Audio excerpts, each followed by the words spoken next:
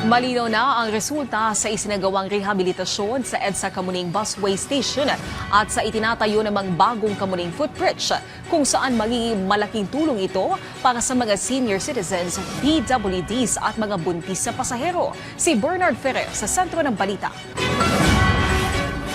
Sobrang hirap niyang akyatin kasi sobrang taas. Ganitong araw-araw na pinagdadaanan ni El sa tuwing tatawid sa tinagurang Mount Kamuning Footbridge.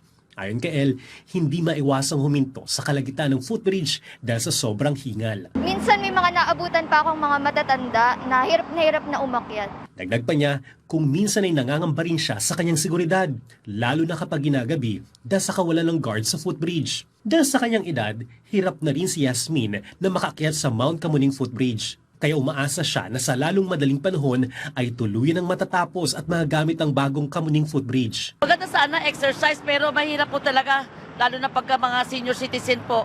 Sa kasalukuyan, patuloy ang konstruksyon ng bagong Kamuning Footbridge sa northbound at southbound na bahagi ng EDSA. Naikabit na ang mahagdanan at elevator na inaasang magbibigay ginhawa sa mga senior citizen, persons with disabilities o PWDs at mga buntis na pasahero. Ang bagong footbridge ang papalit sa napakatarik na Mount Kamuning Footbridge. Samantala, sa EDSA Kamuning Busway Station, nailagay na ang station name at mga wayfinding signage, kabilang ang transit map at fare matrix standee. Napalitan na rin ang lumang waiting shed at mga railings. Naitayo na rin ang guard, janitor at traffic officer post. Mas malawak at mas maliwalas na ngayon ang bagong EDSA Kamuning Busway Station.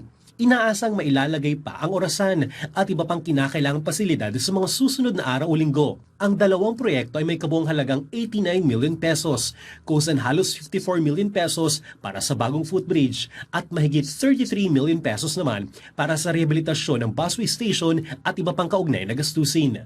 Bernard Ferrer para sa Pambansang TV sa Bagong Pilipinas.